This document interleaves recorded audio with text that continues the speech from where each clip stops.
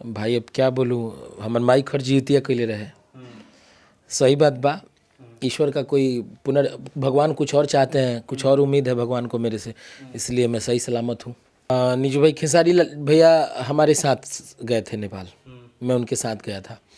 उनकी गाड़ी फॉर्च्यूनर थी और पीछे सोना पाठक जी की स्कॉर्पियो थी, जिस स्कॉर्पियो में हम थे, शिल्पी राज, विजय चौहान। पहले भैया पहुंचे थे, भैया लगभग 8 बजे के आसपास पहुंच गए थे। हम लोग 9:30 पौने 10 के आसपास होटल पे पहुंचे थे। एक ही गेट था, चारों तरफ से बाउंड्री थी और 8 फीट गड्ढा था, और जिसमें इतना पानी था आप कूद भी नहीं सकते हैं। अगर आपकी हाइट कम है तो आप कूद भी नहीं सकते हैं। हम बेवकूफ़ थोड़ी थे कि पटना से 500 किलोमीटर 8-8 10-10 गाड़ियाँ लेके चले जाते। 4 गाड़ियाँ जली हैं, 4 स्कॉर्पियो थी और 4 स्कॉर्पियो जल गई। 4×12 1,20,00,000। अब पता ना अब कितना हुई, उतना गिनती पारा तो नहीं खे, लेकिन 1.5 लाख रुपया के लॉस बा। कम से कम 40-50 लाख रुपया का तो वो लाइट साउंड है। नमस्कार, मैं नीजू स्वागत करता हूं आप सभी का अपने चैनल भोजपुरी गॉसिप पे। तो जी हां, चटपटी और मजेदार बातें हमेशा करता हूं, पर ऐसा आज कोई सा बात नहीं, ना चटपटी है ना मजेदार बातें हैं, है बहुत सीरियस मुद्दा। सीरियस मुद्दा ये है कि जो हमारे बगल वाले भाई साहब हैं ना, कैमरामैन भाई साहब इधर दिखा दो, ये जो बगल वाले भाई साहब हैं ना, बिक्की बबुआ हैं, स्मार्ट सिंगर है, बहुत टैलेंटेड सिंगर है, गाते बिंदास है, लेकिन बच गए हैं। कैसे बच गए हैं ये हमको भी नहीं पता। नेपाल में गए थे, बच गए, फुक फुका के बच गए, गाड़ियाँ वाड़ियाँ फुका गई है, लेकिन बचे कैसे हैं जानते हैं। खेसारी लाल यादव का प्रोग्राम था नेपाल में, लेकिन हुआ क्या बारीकी से शुरू से जानेंगे, लेकिन पहले चैनल पर स्वागत कर लेते हैं। स्वागत है बिक्की जी। नमस्ते, प्रणाम। और कैसे हैं नीजू भाई? Happy new year. Happy new year. पहले ये बताइए बच कैसे गिला, ये बतावा तू।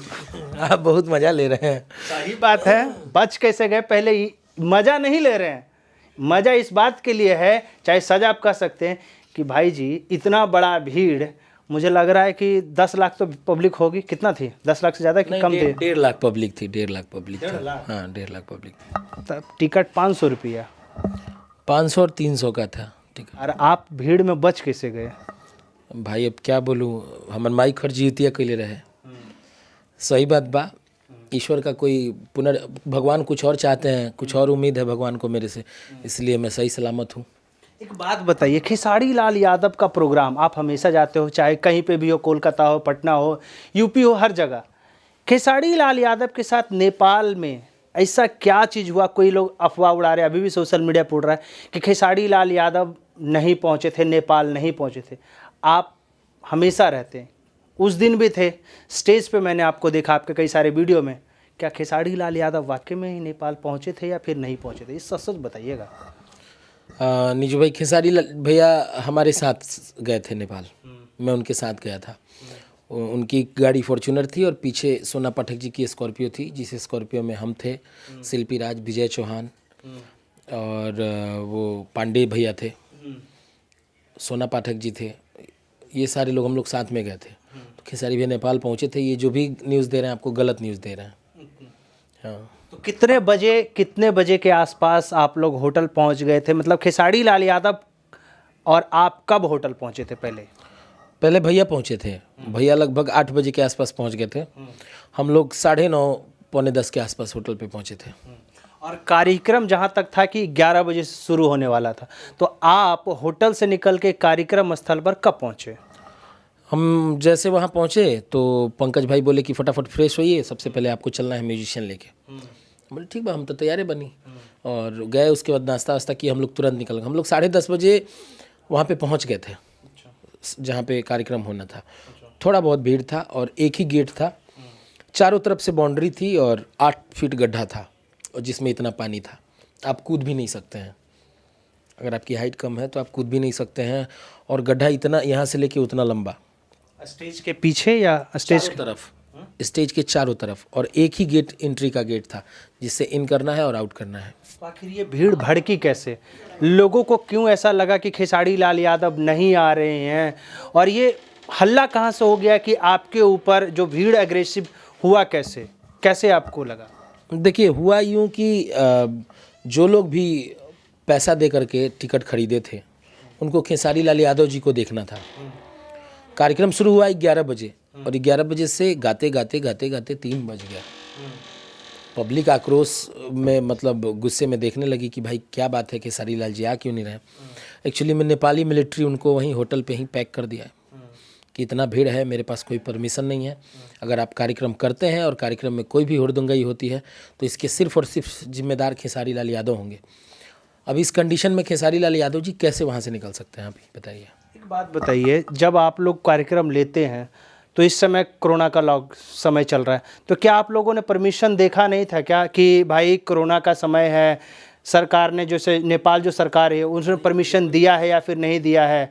क्या ऐसे ही आप लोग चले गए या फिर बिना कुछ अता पता किए हुए खाली भाई साटा बुक हुआ चले गए? आप जैसे मेरे मित्र हैं वैसे बहुत सारे मित्र हैं और कार्यक्रम किसी न किसी मित्र के माध्यम से ही बुक होता है। कार्यक्रम बुक हुआ, हमें परमिशन लेटर दिखाया गया कि ये देखिए परमिशन लेटर है।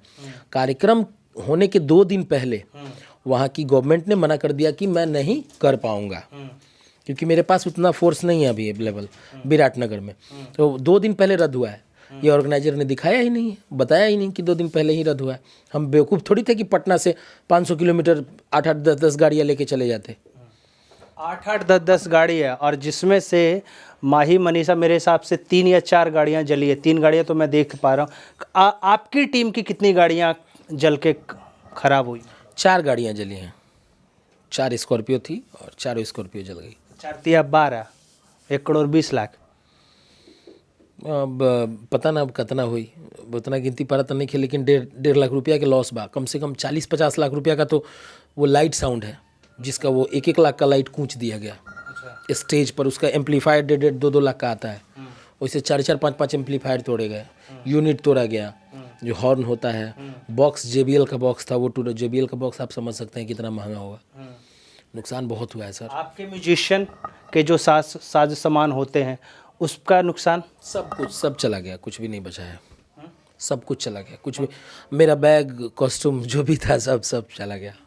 मतलब जो स्टेज पे आप जो सामान लेके गए थे बस अपनी जान को बचाते हुए आप कैसे किसी तरीके से निकल पाए? बिल्कुल सही बात। बताइए, जब जो स्टेज ऑर्गेनाइजर थे जिस तरीके से हल्ला होने लगा तो आपको बचाने की कोशिश नहीं किया गया कि हाँ भाई टीम, भाई एक अच्छी टीम आई है, इंडिया की टीम आई है, उसे बचाने की प्रयास किया जाए? या फिर वहाँ पे कोई टीम ही नहीं था, ऑर्गेनाइजर का कोई टीम ही नहीं था, कोई आदमी ही नहीं था। मैं 1 घंटा मंच पे, आप देखिएगा किसी वीडियो में आपको दिख रहा होगा कि जो भी आयोजक महोदय हैं कृपया मंच पे संपर्क करें, कोई नहीं था वहाँ पे।